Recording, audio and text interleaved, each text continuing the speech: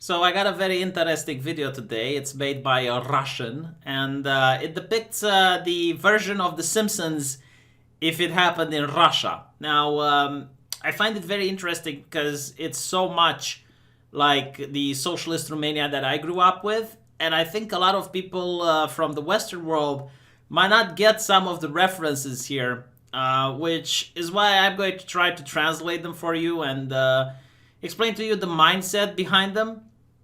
And from the beginning, you get to see that instead of the colorful version that The Simpsons has, this is just a gray and black, very depressing scenery that we get to see here with a lot of these communist tenants, which looked identical one to another. Everyone was the same. And it's so interesting that you would go into someone's house and it looked exactly the same like your house, except that the furniture was arranged differently. The houses all looked the same. The bathroom was in the same place, and even down to the furniture. The furniture was the same style everywhere, right? Because there were no private companies, so you didn't have like IKEA and other companies that were making different types of furniture. No, the government, the state, was making furniture, and it was the same for everyone. Which is why everything looked the same. It was very, very bizarre, right? Like this was the version of equality that socialists envisioned. And the reason it was also gray and bleak is because a lot of people were depressed. Now, when I say that they were depressed, imagine a world where political correctness is 100 times worse than it is today. And we're not talking about this type of political correctness that you have today with misgendering and other things. No, no, no. There were certain things you were not allowed to say. For example, if the government decided to ration meat, or they were saying that the economy is blooming, if you would go to work and start to complain about the meat rationing, or that there is no heating in your house, or you were complaining that the economy isn't blooming, then there were different informers that could rat on you and you could get fired because the government is the one giving your job. Like, it's a socialist system. So the government controls the workplace. And what the government would do is like, oh, so you're not a proud communist, which means that they would take your communist membership card away. And without that, you couldn't get a job. So you'd be fired. And anyone could have been an informer. It could have been your boss, your coworker, your friend. A lot of people would start informing just so they can get better stature in society, so that they get better with the secret police. Like, ratting on other people was rewarded. And there were a lot of people in the workplace that would, for example, if they wanted to climb a ladder, they would literally step on other people in order to get to the top. Like, if there was a promotion and two people could get it, then one of them could rat on his coworker so that his coworker gets fired and he manages to climb up the ladder. And this got a lot of people that were really bad at their job in positions of influence just because they were ratting and they were telling on other people.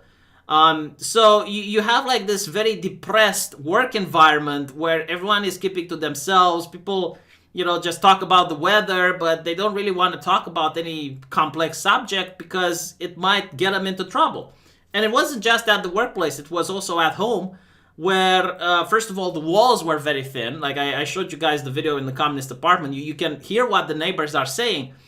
But you could also like have a conversation with your wife, and then the kid goes to school, and the subject at school could be, the economy is blooming, and the kid could be like, what do you mean the economy is blooming? Like, my daddy said that he's struggling financially and he was complaining about the food rationing. So now, the kid tells the teacher, and the teacher tells the principal, and the principal tells the secret police, and they write it down. And when you're up for a promotion, they're like, well, no, we know that you said this and this and that. But here's how you can make it up to us. You go back to the workplace tomorrow and you talk shit about the dear leader. You say something negative about Ceausescu. And, you would do that, and then the secret police would watch to see who is reporting on the fact that you said that, so that it trains people to report things that they saw. Because otherwise, again, like, you're not a good communist. Like, they would call you to the workplace and they would say, look, we know that your coworker said this and this and that. Why didn't you come to report it? So, now not only like you're not allowed to express things that the government doesn't want you to express, But you're also supposed to report people when you see them saying things that the government doesn't want. Otherwise, you're the one getting into trouble. So imagine just how depressed people were, like living in a place where you can't trust anyone, like your friend that you know for your life. And there were cases where the wife or the husband, they would get caught by the secret police with something, and then they would be forced to rat on their husband. It's insane, right? So this is why a lot of people were depressed. Now, anyway, let's watch a little bit. I'm going to close the sound so that I don't get a copyright strike.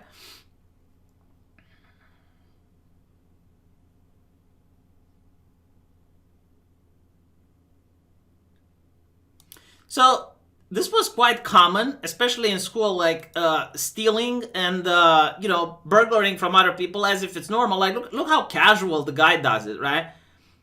Just like, yeah, it's just an average day. First of all, it's the sunflower seeds. Like a lot of people would consume sunflower seeds as if they're popcorn. The reason a lot of people stole, and I guess this is happening in Russia, but today I don't know if that's the case, but it used to happen in my country during communism. I guess that was a little bit of Russian culture, a little bit of multiculturalism brought here.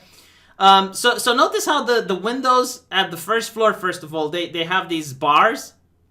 And every single building in Eastern Europe, you're going to see bars at the window. And the reason is that people would pick up a brick, they would break the window, and they would go in, steal shit, and then run away. And this would happen like in 2 or 3 minutes. So you didn't even have time to call the cops. And even if you called the cops, by the time they arrive, like the thieves would already get out. So people started putting bars at the windows in order to make sure that people don't break in. And you get to see a little bit of multiculturalism, what happened with the Romanian in Britain. He went there in order to steal, and this was a big case in my country, like the press talked about it constantly. He went into a British person's home and also broke the window, got in. Apparently the guy was some World War II veteran that was decorated by the Queen. So he didn't expect to find the owner inside, and the burglar just pushed the owner out of the way and hurt his head. The guy got hospitalized. And see, this is where the cultural differences comes in, because both of the parties were displeased. Now, in Eastern Europe, if you go into someone's house, you're going to find jewelry, you're going to find expensive paintings, you might find, like some valuables. But British people are savages. They keep their money on credit cards. By the way, that's a joke. I'm kidding. I don't think British people are savages, before I offend someone and I get fired. Like when these two cultures meet, like no one is satisfied, because the burglar didn't have anything to steal. The guy didn't want to have his head, pushed against the wall. But had he adapted to Eastern European culture and had these bars at the window, nothing would have happened, right? I kid, obviously, because it's tragic that this is the case, but this is the culture that a lot of people lived in. And the reason they were stealing is because everyone was dirt poor.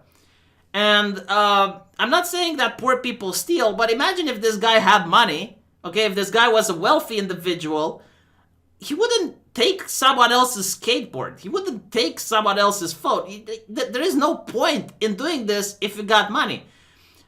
But what happens when everyone is poor? Obviously, this kid probably is not that far off, but when everyone is poor, people hate the rich. They really do. And when you see a kid like this that manages to have a skateboard and a phone, the other people are just bystanders, and they don't give a shit that this is happening to him because he's wealthy. And it's like, well, his parents are just going to buy him a new phone and a new skateboard. So that was the mentality back then. It's like, it's almost like the rich deserve to be aggressed in this manner. It's fine,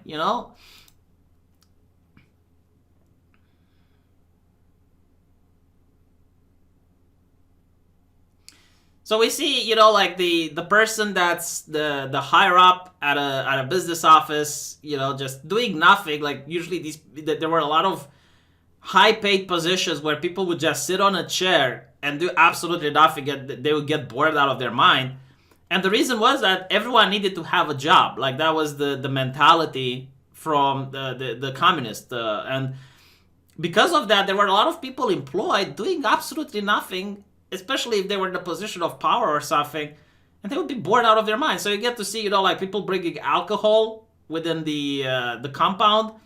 You get to see that there's malfunction here with the furniture, and the reason is like this is not a private business. This is owned by the state. Every single business is owned by the state. So a lot of people just didn't care what happens. Like it's not your business if it doesn't produce money. No one suffers. People get the same wage regardless. They're not going to get a bonus if the business does well. They're not going to get fired because the state is going to pay if the business goes bankrupt. So they don't care. People will go to work and just work as mediocrely as possible in order to keep their heads down. And that was pretty much it. It's like, oh, someone is drinking. Oh, well, who cares? It's not your dad's business. And we get to see this here where the guy is leaving and he is stealing the lamp. And almost everyone that I knew managed to steal something from work, whether that was dairy products, if they worked at a farm, shoes, if they worked at a shoe factory, or in this case, this guy stole this lamp, and the idea is like, well, do I have a lamp at home? No, and he will pick it, he will nick it. And there's two reasons for it. Number one, it was very difficult to find things in the market. Like you would have money, but there were shortages of everything. And number two, again, it's like, it's not his dad's workplace. Like there's no one that's going to hold him accountable for it. The guy that's his boss is just going to write, a letter saying that they're missing a lamp or something, that lamp broke, and the state is just going to put a new lamp. So technically it doesn't feel as if they're stealing from anyone because, hey, everyone owns everything because, like the people own the place and he's part of the people, so he can just take it. And again, like notice the bars at the windows. Like you see, there's also bars at the windows here so that someone doesn't take a break, get in and steal shit. Also, the old-fashioned TV with the antenna.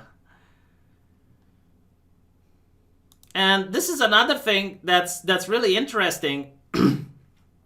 You get to see the client arguing with the person at the stall. Now, during communism, again, it wasn't your business, so you didn't care if you're selling or not. And oftentimes, the people at the cashier were absolute dicks because they were very frustrated with their lives. They really hated what they were doing. So they hated the customer as well. Like they would rather, read some book or do some diagrams or something. And for them, like the customer coming in was an actual bother. And they were really annoyed, especially if like they would give you a product and you'd say, look, this product is faulty. Can you replace it or something? And they would often say like, no, you take the product. Like, who are you going to complain? The manager? There is no manager. The government is the manager. The government doesn't give a fuck. Don't like it there, don't shop there. That's what they would tell you.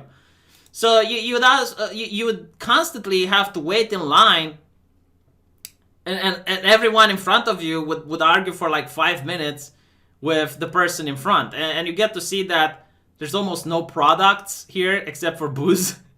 Like everything is like ran down and there's not a lot of customers.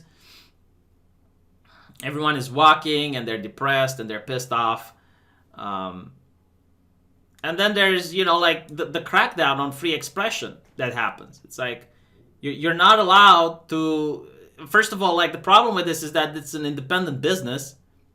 Like this is a private. They called them liberal businesses, and they were cracking down heavily on them.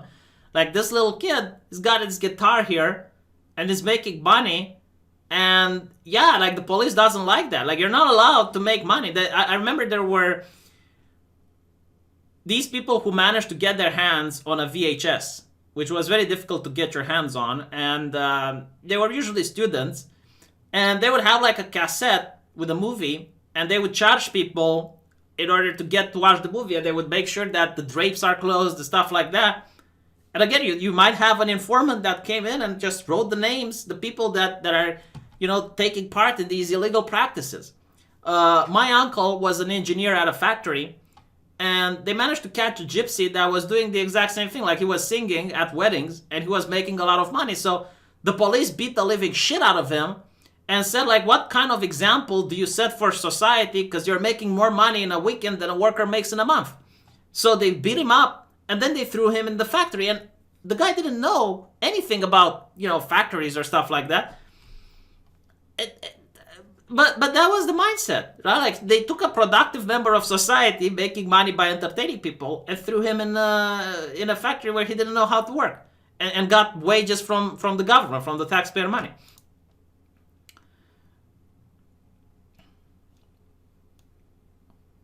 So you now have like all these people coming at home. I love the fact that Bart is the one that stole the skateboard. And yeah, like you see a lot of buildings that have like broken windows and they're in absolute disrepair. You can't, like, again, it's not your building, it's not your property. So even if you were to have money to renovate it, you couldn't do it. Like, there was such a difficult bureaucracy that there was no way they would allow you to just, paint the building and renovate it.